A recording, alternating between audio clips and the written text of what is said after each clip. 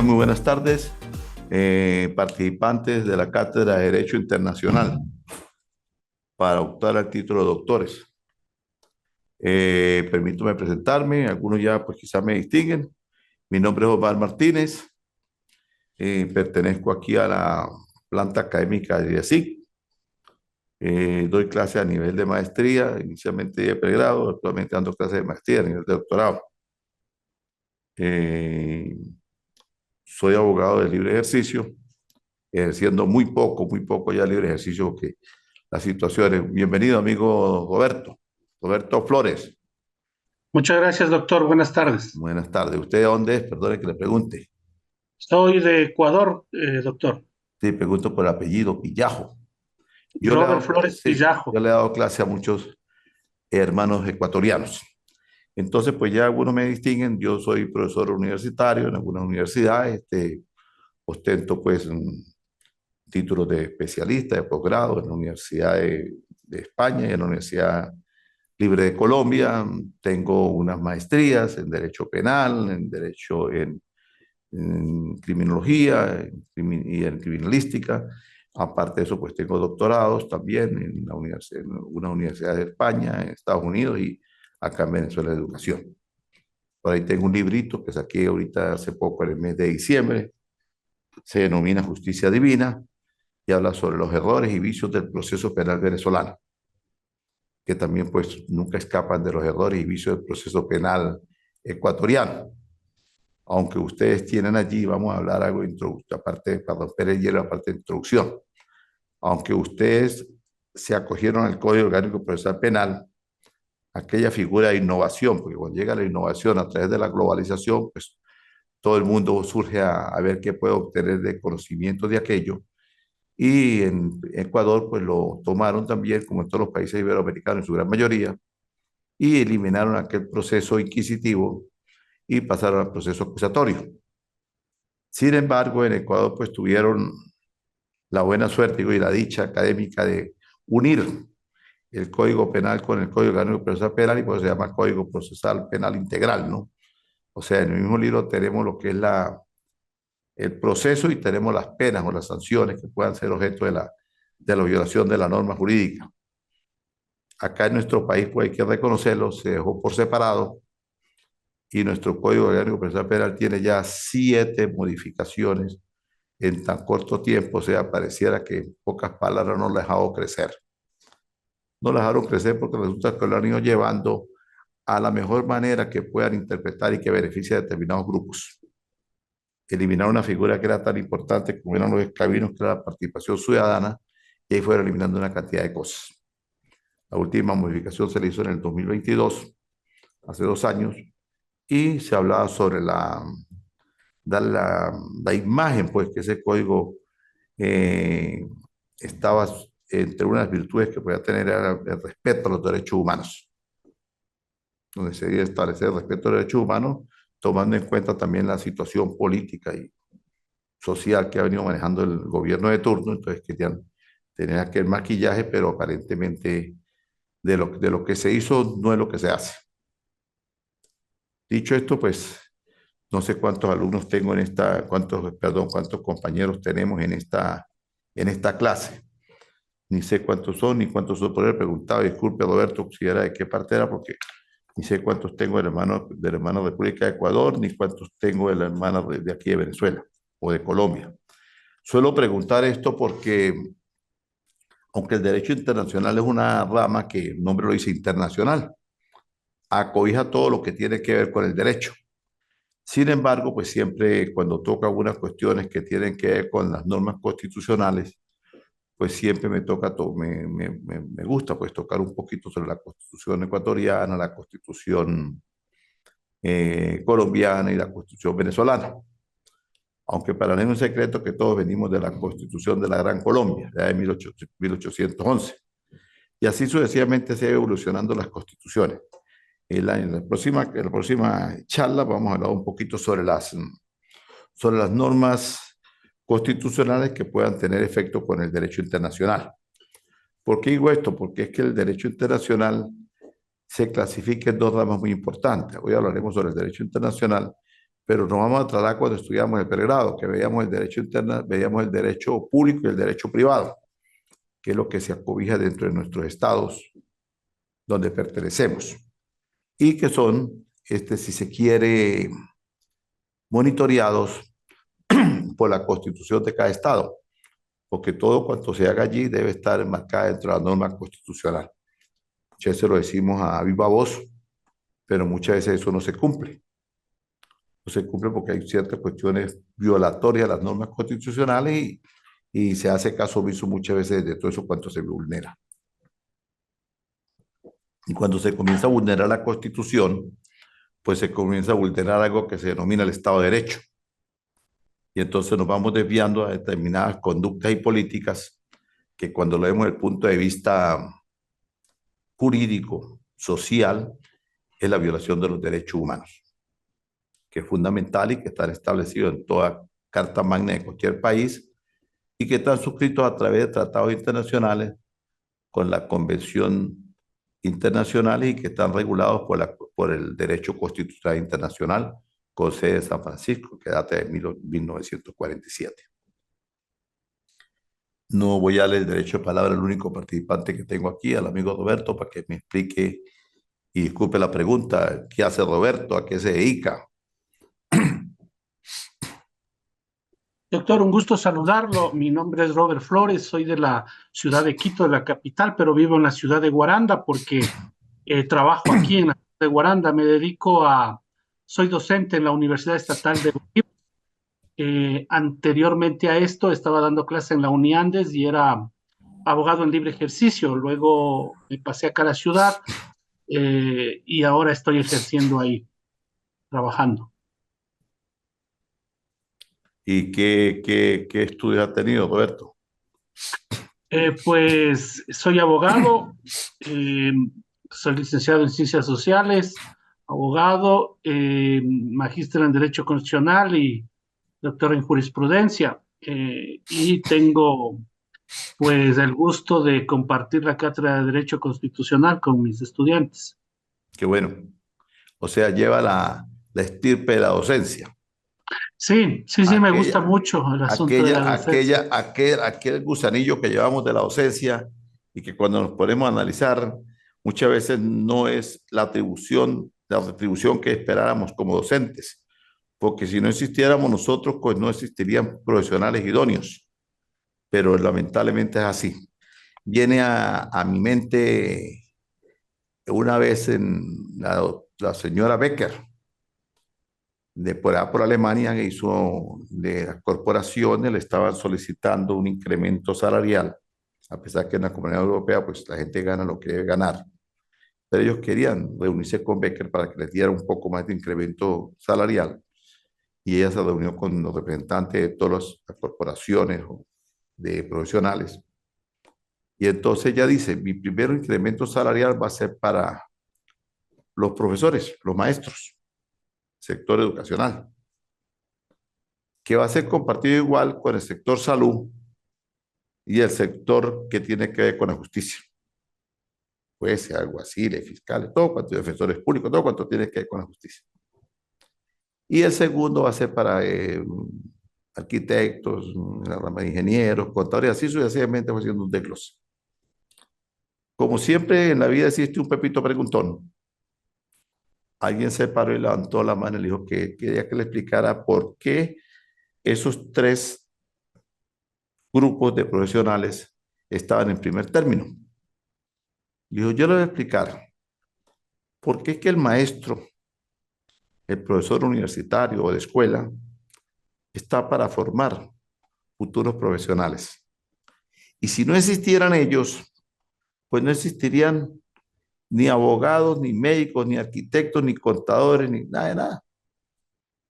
Por eso el primer aumento para los profesores o maestros. El segundo es para la medicina, porque si no tenemos un pueblo con buena salud y personas que tienen el juramento de Sócrates de ayudar a la humanidad, pero distribuido también con un buen salario, pues no tenemos buena salud. Y al no tener buena salud, pues no tenemos ciudadanos idóneos para poder trabajar, ejercer cualquier profesión, inclusive estudiar. y el otro evento es para el sector justicia, porque la justicia es la que hace que el hombre viva en sociedad y que cumpla una cantidad de normativas y que a su vez son sancionados sus comportamientos por algo que se denomina el Código Penal. Y cuando se trata de civiles, pues por el Código Civil y así sucesivamente por las ramas del derecho, entonces la justicia tiene que estar bien paga porque si no, viene la corrección y va a crear la delincuencia. Pero pareciera que los gobernantes de turno como que no han leído este pequeño pasaje en Alemania, porque en muchos países estas personas que he mencionado, la parte de la justicia, la parte de la médica, la parte de la medicina y la parte de la docencia, pues no es muy bien ratificada. Y en algunos países, muchos ejercen los ministerios de educación, de salud o los tribunales de justicia, las altas cortes, personas que ni siquiera tienen el conocimiento idóneo de qué hacen allí. Escasitamente tienen por ahí un pregrado y algunos ni siquiera son profesionales de la rama donde ellos son ministros. Entonces esta es la paradoja del siglo XXI, ¿no? Pero lejos de eso que sucede, nos trae a una reflexión, que es que independientemente de la edad que tengamos, nunca podemos dejar de estudiar, porque ese conocimiento es para nosotros mismos. Y siempre pensando en llevarlo y distribuirlo a través de charlas con aquellas personas que nosotros llamamos los compañeros de clase y los alumnos.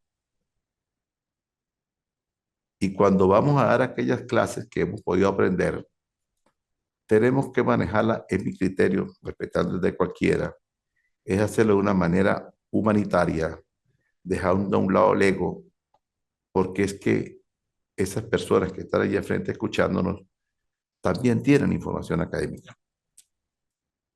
Y entonces yo siempre trato de hacer unos conversatorios de lluvia de ideas, de lluvia de criterios, porque yo no sé cuando tenga derecho de palabra el amigo Flores, qué me pueda contestar y qué me puede enseñar a mí también.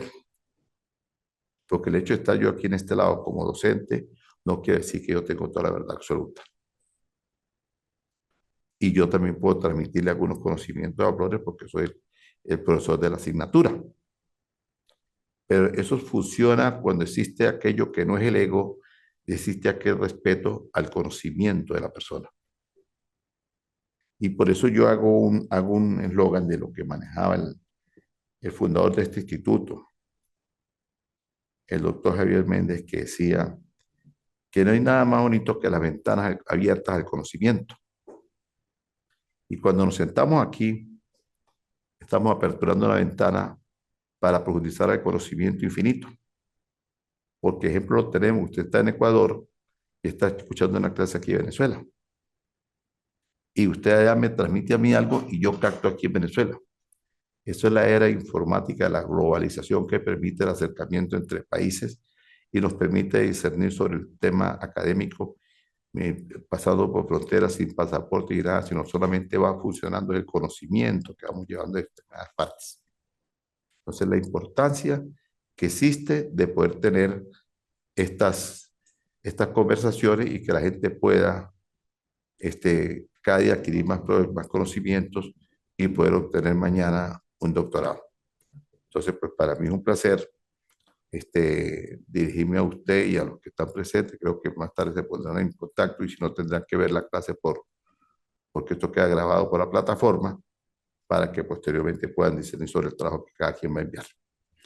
Dicho esto, pues voy a hacer algún toque por acá sobre el derecho internacional. De repente un poquito latoso porque ya eso lo ve uno cuando está estudiando en maestría o de repente muchas veces cuando el profesor no tiene aquella cuestión que llamamos la idiosincrasia de no querer enseñar a uno como alumno porque cree que uno le va a quitar el trabajo, entonces es bueno tocar este tema. Y comenzaríamos primero diciendo qué es el derecho internacional. El derecho internacional es la rama del derecho que se ocupa de definir regular las relaciones entre estados, así como también se encarga de la gestión y la utilización de los bienes comunes a nivel mundial. No solamente se encarga de regular la situación entre los estados, sino también entre los ciudadanos, porque recuerden que nosotros los ciudadanos comunes y corrientes también podemos establecer relaciones internacionales con otros comerciantes, otras personas de otro país, y se pueden hacer inclusive convenios académicos, que por lo regular hacen universidades privadas y no universidades públicas.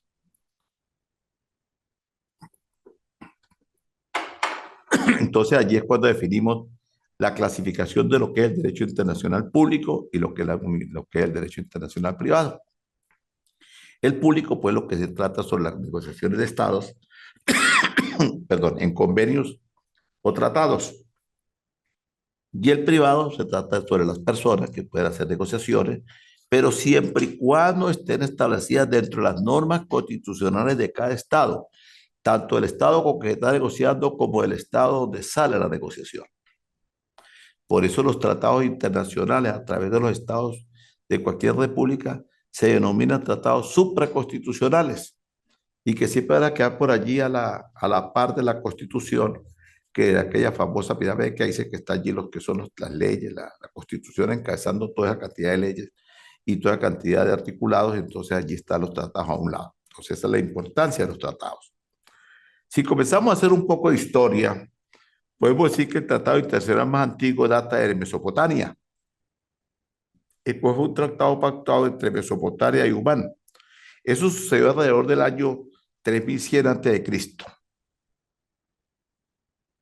¿Y de qué se trataba este tratado? Se trataba de regular las fronteras y no su inviolabilidad, o sea, que no se violara las normas fronterizas que tenían entre los estados de Humán y Mesopotamia. Pero este no es el único ejemplo. Uno de los antecedentes del sistema del derecho internacional moderno fue el Tratado de Westfalia de 1648, firmado por la mayoría de las potencias europeas en la Guerra de los 30 años. Dicho tratado estableció algunos de los pilares fundamentales en el marco jurídico actual. Repito, en el año de 1648 se firmado por la mayoría de las potencias europeas en la Guerra de los años 30. Dicho tratado estableció algunos de los pilares fundamentales del marco jurídico actual. Por otra parte, ya en la antigua clásica, los dos aportes más evidentes de la civilización griega al derecho internacional público son las denominadas ligas griegas, como antecedentes a los tipos de Estado compuestos en el siglo XII. Se conoce como confederaciones y la figura del cónsul como embrionero, antecedente en la materia del derecho consular. Dicho esto, pues miren, nos ponemos a pensar y a analizar lo profundo y lo importante que es el derecho. ¿Por qué? Porque cuando vamos retrocediendo el tiempo, hablamos del año de 3100 años antes de Cristo, y existió un tratado de Mesopotamia con Humano, que era regular en las fronteras y no permitir que éstas fueran violadas. Eso si vamos a la actualidad del siglo XXI, lo denomina la constitución de cada país, la soberanía estatal, la soberanía de los pueblos, que son sus fronteras. Y cuando vamos dentro del Estado por los habitantes, podemos también apreciar que esto también está vigente cuando se compra un inmueble y tiene el mismo un paso de servidumbre y que esa servidumbre nació con una costumbre. Ejemplo, la calle tal colinda, que la casa de fulano de tal colinda por el lado derecho con el paso hacia la quebrada tal. Eso es un paso de servidumbre que está allí porque tiene muchísimos años o siglos pasando la gente por allí. Pero ese paso de servidumbre después se convierte en una ley. Y el día que se vende ese inmueble se tiene que dar constancia en el documento de ese paso de servidumbre. Entonces, fíjese cómo a través de 3100 años antes de Cristo, estos derechos, ese tratado que hizo Mesopotamia con Humán, está vigente en el tiempo. Y en todos nuestros países existen las fronteras territoriales. Colombia tiene la frontera con, con Ecuador. Sales de Ipiales y llegas ahí al puente para pasar por Ecuador. Es un límite fronterizo. Y eso está pautado a través de los tratados. Colombia tiene sus límites fronterizos con Venezuela. Pero ¿quién resguarda aquellos tratados internacionales de limitación de fronteras? Es competencia de las Fuerzas Armadas de cada país. Velar por la soberanía del territorio, proteger a todos sus ciudadanos y velar por todos sus bienes. Las Fuerzas Armadas están constituidas única y exclusivamente para prestarle un servicio al Estado y para eso se les paga. Lamentablemente en algunos países las Fuerzas Armadas se desvían y entonces le prestan servicio a un grupo de personas que están en determinados cargos y en determinados poderes desde la presidencia hacia abajo. Entonces se convierten en serviles y vulneran para qué fueron constituidos. Cuando esto sucede, pues se pierde el Estado de Derecho y se va dando paso a ciertos gobiernos dictatoriales. Después nos vamos al de Westfalia de 1648, que fue firmado por las grandes potencias europeas después de la Guerra de los 30 años, y este estableció algunos pilares fundamentales del marco jurídico actual. Entre esos parámetros fundamentales también se le da paso al derecho internacional, el derecho internacional humanitario, que es muy diferente los derechos humanos, porque los derechos humanos son los que se establecen por norma y que tiene todo ciudadano. Desde el momento de ser procreado hasta el momento de nacer tiene sus derechos y nace con sus derechos. El derecho a la educación, el derecho a tener una vida libre y social, el derecho a tener libre tránsito por el territorio, el derecho a la vida, el derecho a la libertad. Todo eso está establecido allí. Pero estos derechos son vulnerados. ¿Por qué? Porque el derecho a la libertad se le vulnera a cualquiera. En un proceso penal, más que todo, pues si el fiscal ordena muchas veces una orden de aprehensión sin tener los elementos fundamentales para privar la libertad.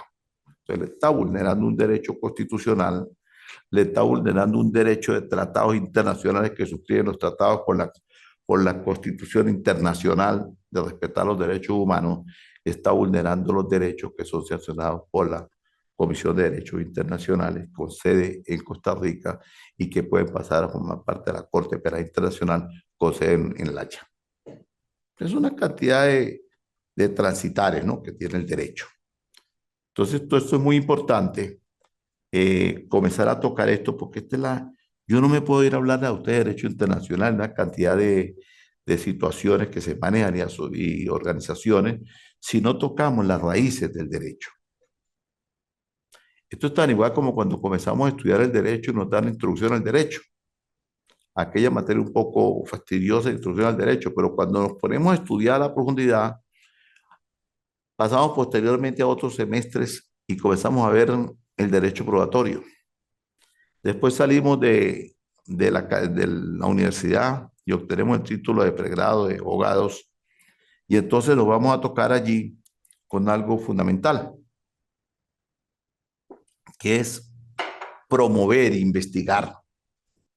Pero si no estudiamos una buena introducción al derecho, un buen derecho probatorio, pues vamos a ser malos abogados, porque tenemos que saber manejar las pruebas. Las pruebas son fundamentales y esas pruebas son tan fundamentales para cualquier proceso que van de la mano con la criminalística. Y la criminalística es la base fundamental de la parte del derecho, del desarrollo del proceso, como el proceso es la base fundamental de una buena aplicación de las pruebas a través de la criminalística. Después de esto salieron también las ligas griegas y que dieron nacimiento por allá en el siglo XII, como llamadas confederaciones, y crearon la figura del cónsul. O sea, figúrese usted, ya estaba comenzando por allá en esa época lo que se denomina la diplomacia, y que eso va de la mano con aquella figura emblemática que tiene cada estado, que es el ministro de Relaciones Exteriores, que se le da un nombre de canciller. Pero eso viene formando parte de aquellas raíces de los tiempos griegos del siglo XII. En Grecia se dieron quizás las primeras relaciones internacionales entre denominadas polis, que eran las ciudades y el Estado. Además existían las ligas, que se conformaban coyunturalmente para lograr protección ante ataques bélicos entre las ciudades y estados y el mayor poder en el ámbito internacional. O sea, estas ligas eran la autonomía de las provincias para poderse unir en cualquier momento y hacer frente a cualquier actuar de alguien que fuera en detrimento de la potencia o del territorio griego y la vulneración de sus fronteras, lo cual se había establecido 300 años antes de Cristo. Es bueno hacer un repaso sobre todo esto, quizás un poco latoso lo que yo le estoy diciendo a ustedes, pero no es más que saber las fuentes del derecho internacional. Cabe mencionar también que existen otros tratados relevantes, como la Declaración de París en 1853 sobre la guerra en el mar, el Convenio de Ginebra de 1864 sobre el Tratado de Militares Heridos en tiempo de guerra y declaraciones de La Haya de 1999 y 1907, para velar por la situación de los conflictos a través de los medios pacíficos. La Primera y Segunda Guerra Mundial impusieron una terrible pausa en el desarrollo del derecho internacional, y es cuando allí comienza a tener vigencia el derecho internacional humanitario, que es velar por los heridos de guerra y por los prisioneros de guerra. Debe tener un trato humanitario justo y respetuoso, y que a su vez es respetado por las Asociación Internacional de la Cruz Roja a nivel mundial. A inicios de 1945 y tras el final de la guerra, los estados volvieron a la labor de crear un marco jurídico que ayudaba a la preservación de la paz, la seguridad y proveer las cooperaciones internacionales entre sí, en donde nace la Comunidad Nacional de Naciones Unidas.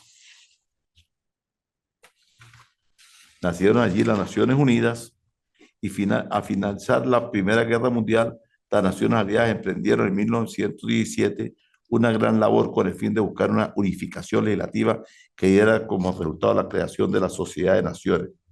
La primera organización mundial de este tipo en la historia, que después de la Segunda Guerra Mundial cambia su nombre, es la Organización de Naciones Unidas, auspiciada por la Sociedad de Naciones. Se crea en Roma en 1926 el Instituto Internacional para Unificar el Derecho Privado. Internacional. Las Naciones Unidas se abocaron a la labor de la codificación, un ordenamiento y desarrollo de un sistema que pudiera mantener el respeto a las obligaciones emanadas de los tratados internacionales entre las organizaciones de la ONU que se han creado para hacer cumplir con el ordenamiento jurídico internacional para aquel entonces, y del encuentro de la Corte Internacional de Justicia, el Consejo de Seguridad y la Asamblea General. Cabe resaltar que en el derecho internacional público tiene connotación la relación con el nacimiento del derecho comparado, por cuanto los mismos se relacionan entre el acercamiento y el entendimiento de las políticas sociales, culturales, económicas, políticas de un Estado con otro, tal como sucede desde el principio de la historia de la humanidad con el derecho comparado cuando nos remontamos a la era de Platón. En aquel tiempo Platón, Solón, Sócrates, Aristóteles, remontándonos a las 12 tablas y a las constituciones de las ciudades griegas por el periodo de 415 y 449 a.C., cuando analizamos la historia Nos remontamos entonces al Tratado de Mesopotamia que data de 1310. Imagínense ustedes, apreciados participantes a esta Cátedra de Derecho Internacional, cómo el derecho viene desde muchísimos años, lo que es el derecho internacional. Que hoy en día la globalización permite otras cuestiones a través de los derechos internacionales, pero es que sus fuentes del derecho datan de aquel entonces. Ahora bien, el derecho internacional privado es una rama específica cuya área de interés son las relaciones jurídicas existentes y por existir entre los países del globo terráqueo, bajo el concepto de normativas constitucionales de cada Estado. Fíjate la importancia que tiene que tener las normativas constitucionales de cada Estado, que eso quiere decir, se hacen los tratados que no vulneran la constitución interna ni la constitución externa, porque el derecho internacional está regulado por la Constitución internacional y el derecho internacional y público-privado está regulado por la Constitución de cada Estado, de cada país. Eso lo entendemos aquí nosotros, pero cuando saltamos la frontera tenemos que enfrentarnos a las relaciones internacionales, ya sean bilaterales o pues, depende de los países que estén firmando dicho tratado, y allí vamos a tener que regularnos por la Constitución internacional. ¿Dónde aplica el derecho internacional? Público o privado. Para que existan los respetos a todos los contemplados dentro del derecho internacional, se regulan las violaciones del mismo a través de tribunales y cortes internacionales como son la Corte Internacional de Derechos, con sede en Costa Rica, y la Corte Penal Internacional, con sede en La Haya, que ya se lo dije anteriormente a ustedes.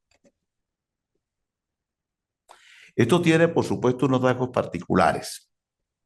Como ya se ha dicho, los sujetos de derecho internacional público o privado son los estados, naciones debidamente reconocidas por los demás países y comunidades internacionales y que a través de esta corte los estados vulnerables de los derechos o tratados serán llevados y sancionados de acuerdo a las violaciones incurridas por los mismos y que muchas veces son promovidas por personas particulares, el derecho internacional particular, o sea, el derecho privado internacional.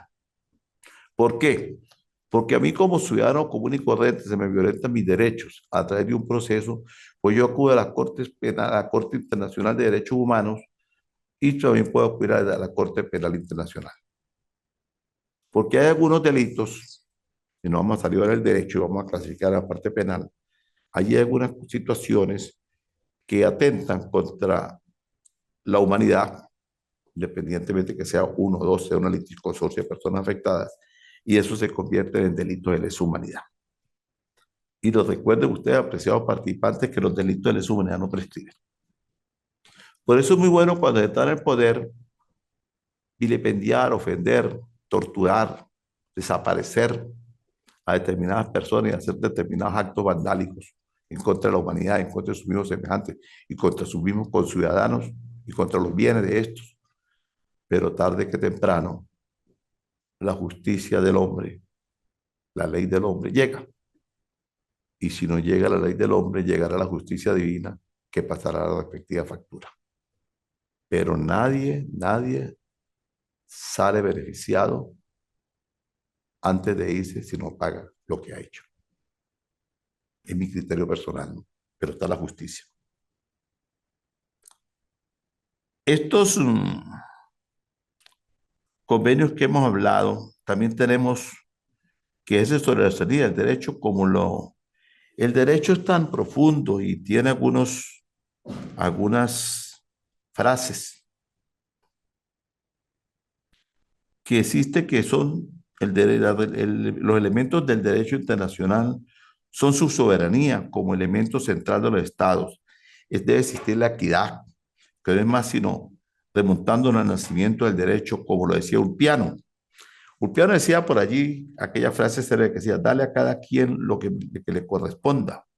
O como decía el otro proverbio del César, lo que es del César y a Dios, y lo que es de Dios es de Dios. Las obligaciones, que es el fiel cumplimiento de los tratados y convenios entre los estados firmantes y el respeto de la integridad territorial de los mismos y de los derechos de todos los ciudadanos que los habitan como una fuente obligatoria de fiel cumplimiento del derecho internacional. Qué bonito cuando remontamos aquella serie de frases de Ulpiano, y a César lo que es de César y a Dios lo que es de Dios, y darle a cada quien lo que le corresponda. ¿Será esto cierto? ¿Existirá la equidad de la justicia? ¿Se aplicará la ley cuando le corresponda a quien le corresponda? ¿O se vulnerará el proceso tan cacareado entre la norma constitucional y aquello que se denomina el debido proceso a la persona? Yo creo que esto no se cumple. Mi criterio personal. Queda para consulta de todos ustedes los participantes si esto se cumple o no se cumple, porque cuando se hace el debido proceso, el simple hecho de privar de libertad a una persona, que el delito no da para privar de libertad y que puede tener una medida cautelar menos gravosa, como es estar en libertad, ir al proceso en libertad, se le está vulnerando a los derechos. Cuando una persona es desplazada por el mismo Estado, por los que gobiernan, por los que se valen de las fuerzas públicas o fuerzas armadas para imponer sus criterios, sus derechos dictatoriales, está vulnerando los derechos humanos. Y son delitos de lesa humanidad. Cuando se tortura, se desaparece una persona, no se sabe dónde está. O cuando se detiene una persona y después de 5 o 6 meses se entiende que está detenido y que ha sido torturado, son delitos de lesa humanidad. Cuando se vulneran los derechos de las clases indígenas y se hacen desplazar de su hábitat natural, son delitos de lesa humanidad. Y así sucesivamente, a cualquier simple ciudadano se le vulneran los derechos, puede acudir a cualquier instancia internacional. Algunos jurisconsultos, como Brutus Gali, diplomático egipcio del Cairo de 1922 y falleció en 2016 en la misma ciudad, eminente diplomático estudioso del derecho internacional público a nivel medio del Oriente y de la Comunidad Europea. David Carroll, americano, de 1952 a 1218, profesor universitario y insigne defensor de los convenios firmados a nivel universal y que son los convenios de Ginebra, San José de Costa Rica, entre otros. Así sucesivamente, toda esta cantidad de jurisconsultos siempre lucharon y quisieron mantener en viva voz la cuestión de derechos humanos a través del derecho internacional. Aquí hay algo que llama poderosamente la atención. Antonio Sánchez de Bustamante y Silver de La Habana. Este señor nace en La Habana en 1865 y muere el 24 de agosto de 1851, perdón. Fue un abogado, jurista, político cubano. Promovió la existencia de una normativa común para la América sobre el derecho internacional privado, conocido como el Código de Bustamante. Fue nombrado en 1908 miembro de la Corte Permanente de Justicia Internacional establecida por la Sociedad de Naciones Unidas. Asimismo fue el primer presidente de la Academia Nacional de Artes y Letras de Cuba. Hay que resaltar que para la creación de ese Código de Bustamante que nació en Cuba, estuvieron presentes por Venezuela los juristas Santiago Key Ayala, Francisco Gerardo Llanes y Ángel Herraiz. Por Ecuador asistieron por Ecuador Gonzalo Sanduvide, Víctor Ceballos y Colón Elí Alfaro. Fue cuando se creó el Código Bustamante. Ahora la pregunta es la siguiente. Este Código de Bustamante se creó por allá en la época del 40 y pico. Y qué triste que después de la creación de este Código Bustamante, Cuba llegó a convertirse en un estado dictatorial, donde se violan los derechos humanos y donde aquella oportunidad muchos años atrás existieron eminentes juristas como fue Santiago Key Ayala, Francisco Gerardo Llanes y Rafael Ángel Arraiz por Venezuela y por la hermana República de Ecuador existieron Gonzalo Sanduvide, Víctor Ceballos y Colón Elí Alfaro. Dicho esto, apreciados participantes, creo que me he extendido un poco sobre la parte de la historia del Código Penal Internacional, perdón, del derecho penal, del derecho internacional, perdón. Entonces les voy a explicar cómo vamos a hacer las evaluaciones respectivas de esta Cátedra de Derecho Internacional. Doctor, Dígame, no sé dígame, si le puedo hacer una consulta. dígame. Usted estaba En en el silencio, contexto, yo vi que ha puesto el micrófono en silencio. así le estaba escuchando. Sí, yo sabía. En el contexto del derecho internacional, ¿cómo influye en las próximas elecciones que tiene Venezuela, ¿cierto? En el contexto regional y particularmente en el Ecuador en relación a tratados, a convenios internacionales que hemos tenido históricamente entre Ecuador y Venezuela? ¿Cómo podría influir estas nuevas elecciones o próximas elecciones que ustedes tienen presidenciales en razón de este particular, mi estimado doctor? Bueno, esto es una respuesta más que todo el término político y jurídico, ¿no? Usted sabe que cuando existen estas situaciones que tienen los, no vamos a llamar dictatoriales, sino amañados en el cargo, algo que es, que es muy importante, que es que las constituciones, cuando se hacen aquellas asambleas constituyentes, es que está muy importante en cómo se va a modificar. Porque yo siempre he sido dado a que la reelección debería ser por una sola vez y los poderes, el periodo constitucional debería estar entre 4 años o 5 años, creo que 5 años es mucho, 4 años, con una reelección continua de 4 años más. Pero cuando se modifica la Constitución y se establece aquella norma de 6 años con reelección indefinida, imaginen ustedes eso. Si es que cuando estamos en el mismo seno familiar, que allí comienza a funcionar la política entre nosotros mismos, porque cuando retrocedemos las hojas atrás, nos aplicaban una normativa política y hasta nos engañaban, porque nos decían, cómase la sopa, hijo, que ahora en la tarde vamos a comer un helado. Eso era un término político. Ya nos comenzaban a manipular la mentalidad. Y nosotros como niños, pues nos comíamos la sopa y resulta que no había helado.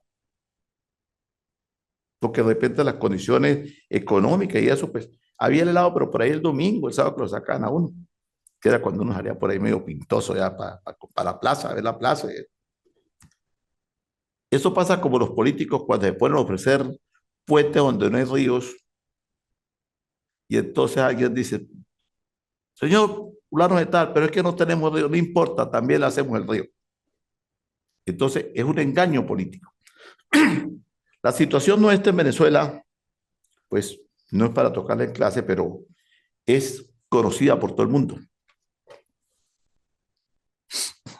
Si bien en aquel entonces comenzó con algunas ideas, se fueron enmarcando y posteriormente se fueron desviando hacia otro campo político, que no era el que inicialmente se había creído en determinada persona que se lanzó el candidato para que el entonces ganó. Y después, pues ya la historia, sabe ustedes todos los aconteceres que han pasado.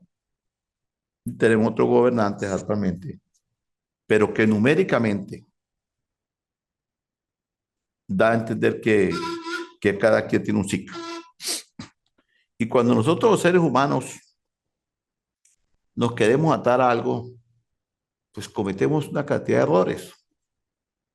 Y te hacía la salvedad, Flores, de aquella política cuando niños y de aquella forma de gobernar ya en la casa como padres. Ya cuando tenemos los hijos pequeños, pues nosotros los gobernamos y nosotros los vamos enseñando y los vamos llevando, marcándole el principio de los morales, las buenas costumbres y los principios de los valores que le podemos dar a cada quien y nos sacrificamos para que estudien y todo. Pero aquellos muchachos llegan a un momento en que ya salen del pueblo, del estado, de la provincia y van a la universidad un poco distante. Ahí estamos nosotros ayudando, enviando el dinero y vamos, lo visitamos. Pero ya el muchacho ha cogido alas. Se ha ido yendo poco a poco. La muchacha por ahí se enamora, termina su carrera, muchas veces si termina la carrera se casa o comienza a convivir con otro compañero y queda en estado, y viene el nieto y vienen todas esas cuestiones que suelen pasar. Y entonces ya no tenemos aquel dominio que teníamos inicialmente, tenemos el dominio, el vínculo de padres, pero ya el muchacho forma una vida y el muchacho coge su camino. Y seguimos siendo los protectores, los ángeles de aquel muchacho, los ángeles que lo guiamos y que estamos pendientes de su desenvolvimiento y los visitamos. Pero ellos van haciendo su parcela ya aparte. Ellos ya comienzan a hacer el tratado de Mesopotamia con Humana y ellos marcan la frontera de ellos. Yo estoy aquí, papá Flores, usted está allá con mamá. Vienen, lo visitamos, nos visitan, pero ya ellos tienen su vida. Así pasa con los ciudadanos. Los ciudadanos se enamoran inicialmente de determinado candidato, pero llega el momento en que obstina. Y si su comportamiento no es idóneo, no está marcado entre las normas constitucionales y se desvía de lo que el cual se hizo y ya se hace perentorio allí, constante, constante, constante, pues la gente tiene que buscar cambios. Porque los cambios son buenos. Si usted en su conjunto residencial tiene una junta de condominio, un presidente que vela allí por la junta de condominio, pero ya tiene 4 o 5 años allí y usted ve que no arregla las luces, ve que el ascensor cae está deteriorado, que cada rato tienen que estar formando asamblea y protestando lo que hagan las cosas, pues tienen que buscar la forma de cómo crear una asamblea general y destituir a ese presidente, a ese junta directiva y montar una junta nueva, que lo vaya a hacer mejor. Pero que tiene un problema grave esa junta, que es que tiene que velar ahora para volver a poner todo bonito como estaba porque todo está deteriorado. Entonces, son unos ejemplos que le estoy dando, y no es que me esté yendo por unas ramas así, pero esto lo da la experiencia de vida de uno para medio poder comentar este tipo de conversaciones sin profundizar en la parte política, pero los cambios son favorables siempre. Y yo creo que en cualquier país que tenga ciertos problemas de condominio, donde está deteriorando el edificio, pues hay que nombrar nuevas autoridades para que lo cubran. Y yo creo que nosotros estamos, pues, de repente buscando la posibilidad de conseguir eso, que nos permita tener aquella relación que tanto habla el derecho internacional, de aquellos tratados y aquellas convenciones, y que permita fluir el desarrollo en beneficio de sus conciudadanos y el desarrollo en beneficio de sus hermanos fronterizos que tenemos. Y sobre todo con aquellos que tenemos grandes lazos, o que éramos, somos y seremos, independientemente de que no nos creamos que somos hermanos bolivarianos. Pero hermanos bolivarianos para bien, hermanos bolivarianos para tener el respeto recíproco, donde una persona de Ecuador, Colombia, Perú, Bolivia, venga para acá y sea recibido como tal.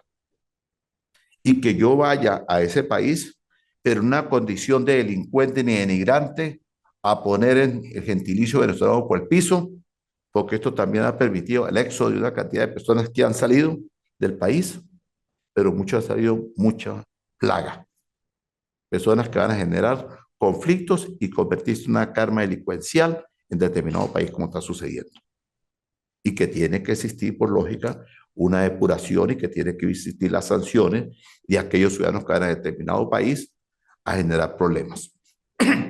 Mire, por allá para la época del 60, 70, 80, Venezuela era un país del sector de muchos hermanos ecuatorianos, peruanos, ecuatorianos, bolivianos, colombianos. Y aquí todo vivíamos bien. Había, como dice la canción, dice, no hay cama para tanta gente, dice la canción de la salsa, pero aquí sí había cama para mucha gente. Y aquí llegaba todo el mundo y vivíamos como hermanos. Yo recuerdo que existían hasta un equipo de fútbol que emanaban los hermanos ecuatorianos que se llamaba el equipo Barcelona, Barcelona, sí,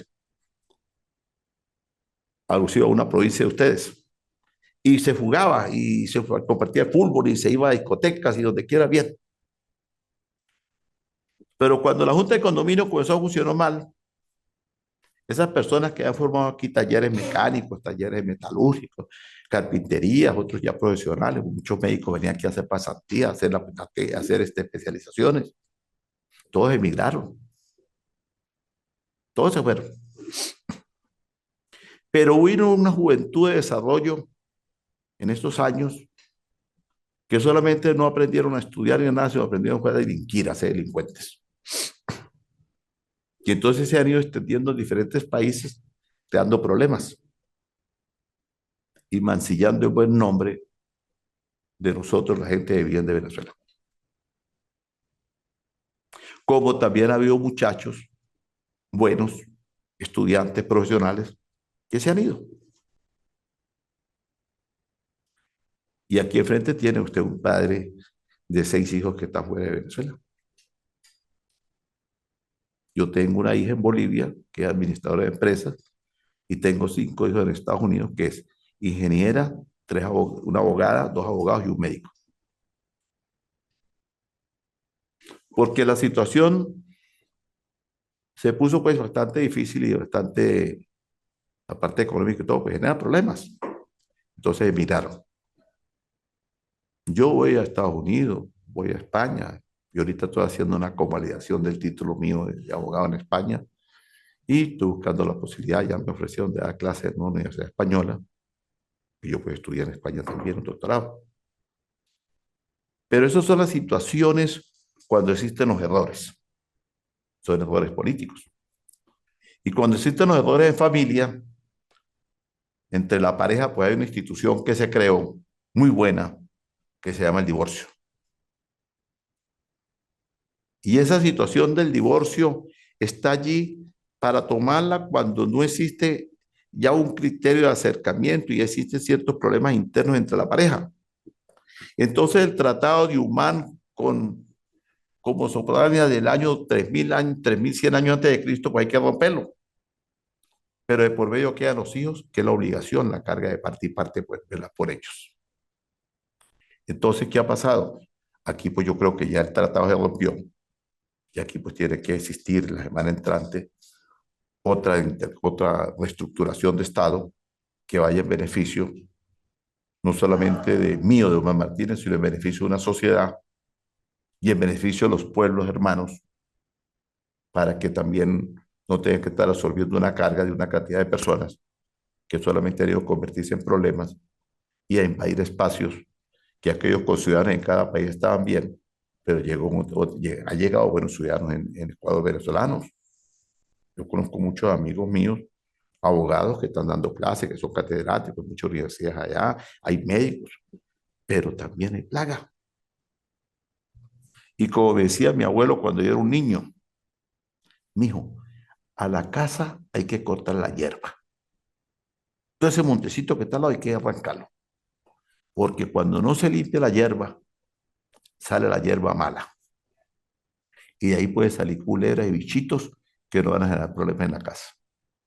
Entonces a ustedes y a muchos países le ha llegado una cantidad de bichitos que le está generando problemas políticos, sociales, económicos y culturales.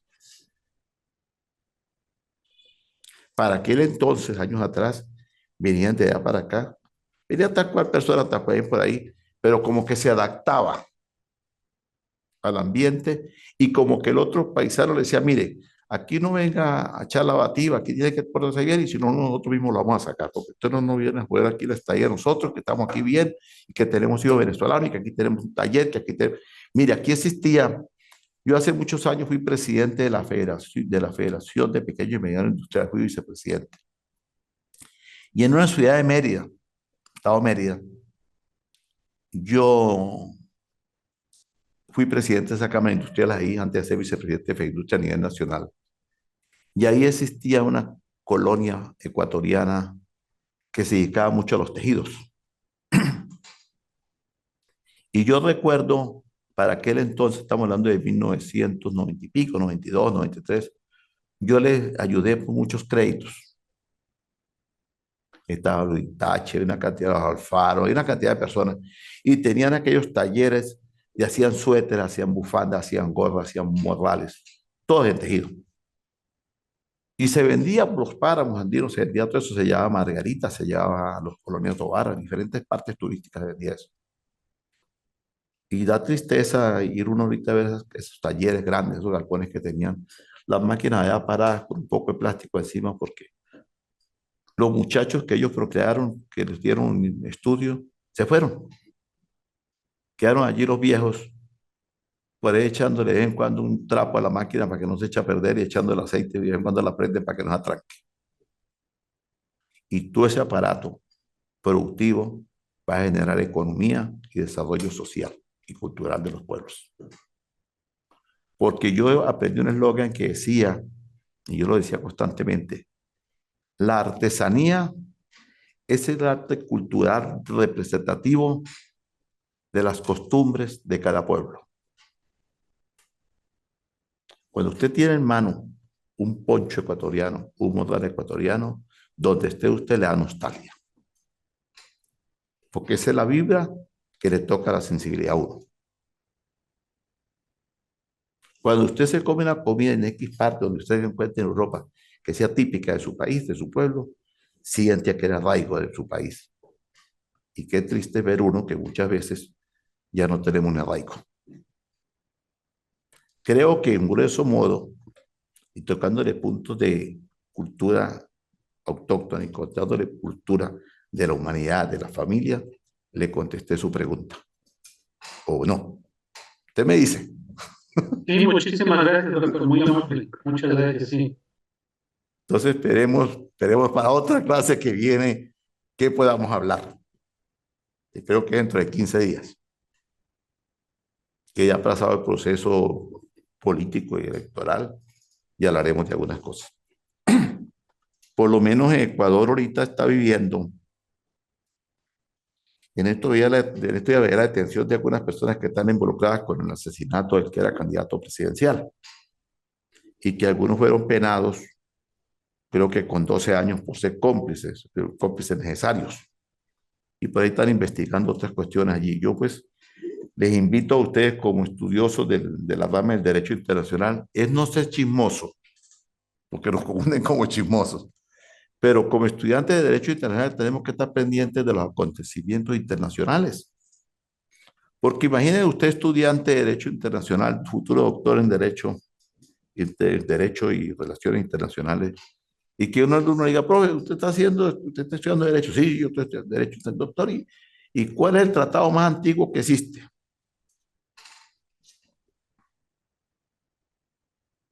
Entonces usted queda allí como patinando, ¿no? O que de repente el muchacho le diga, profesor, usted me da mi derecho constitucional, pero existe acaso otra constitución que me regule a mí fuera del país. Entonces usted tiene que decir, existe la Constitución Internacional, que es la que regula los tratados internacionales, ya sean públicos o privados, y que tiene sede en tal parte. Entonces, eso posteriormente lo vamos a seguir, ya usted que se lo ha visto, pero es bueno refrescar memoria de cuando uno comienza a refrescar ciertas cosas, como estábamos hablando ahorita de los ponchos, de los gorros y de las bufandas y todas esas cosas, pues usted sea como sea, volar su mente voló. Y quizá lo llevó por ahí al tiempo los abuelos y bisabuelos. Decía, "Coño, yo recuerdo cuando mi abuela traía aquello, de aquello". Yo iba ahí a toda la entrada yo tuve la oportunidad de visitar mucho Ecuador y visitaba por ahí por Otavalo hacia arriba, que hacen mucha artesanía. Y fui hace poco conferencista de la Universidad de Otavalo, hablé de una conferencia sobre el derecho constitucional de la mano con el derecho penal, fue el año antepasado, que me invitaron a una conferencia y di una conferencia por internet. De todas maneras, pues vamos a continuar con las clases la semana entrante, vamos a ver para cuando fui a la universidad. En este primer encuentro, hoy tenemos, estamos a 20. Enviaríamos la entrega del primer trabajo, puede ser para el día 30 de julio. Vamos a mandar el primer trabajo para el 30 de julio, mínimo 8 páginas.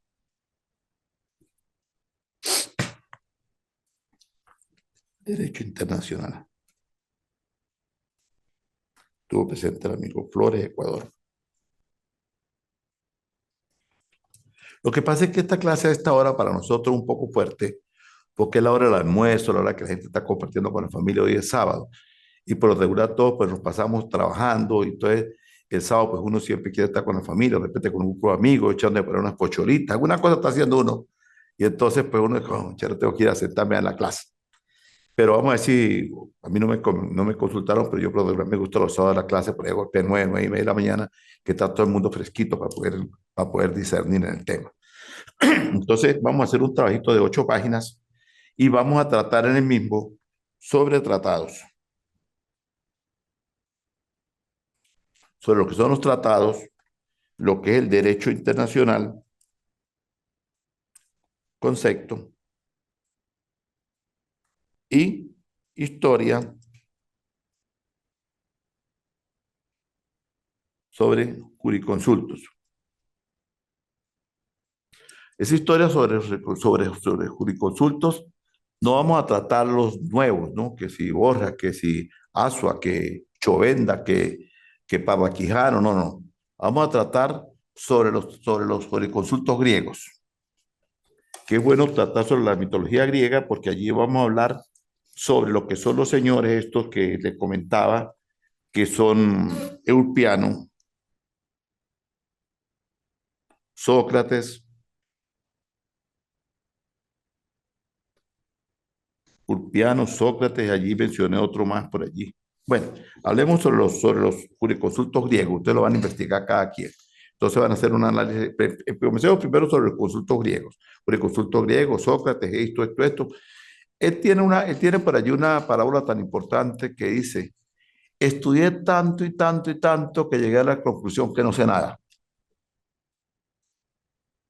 Eso sucede aquí en Venezuela. Yo he estudiado tanto y tanto que de repente llego a la conclusión que no sé nada. Porque en estos días fui a una dependencia oficial y una muchacha como de 25 años, que creo que estaba recién salida de ser abogado. Yo fui con una señora, pero yo no le dije quién era, solamente le dijo a la señora que ella le iba a recibir ese papel, pero que no le iba a dar curso a esa demanda porque eso no servía. Entonces yo le dije, mire señorita, disculpe, doctora, por favor, yo soy doctora. Pues, y bueno, disculpe doctora, yo creo que si usted la recibe a dar curso, pues, usted hágame el favor, señor, usted se calla porque usted de derecho no sabe nada. Aquí la que sabe derecho soy yo. Yo soy la jefe de la unidad técnica. De derecho no sabe nada. Entonces yo solamente se me vino a mi mente aquella palabra que dice que la ignorancia es atrevida. ¿Y por qué es atrevida? Primero porque quien se gradúa de abogado quiere que le digan doctor cuando no es doctor, es abogado. Si es especialista con un posgrado, puede colocarle abogado ESP.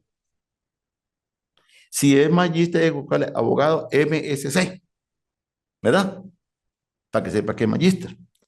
Y si es doctor, ahí sí puedo caer de doctor. Le piquete a la vaina porque las cosas son buenas como deben de ser.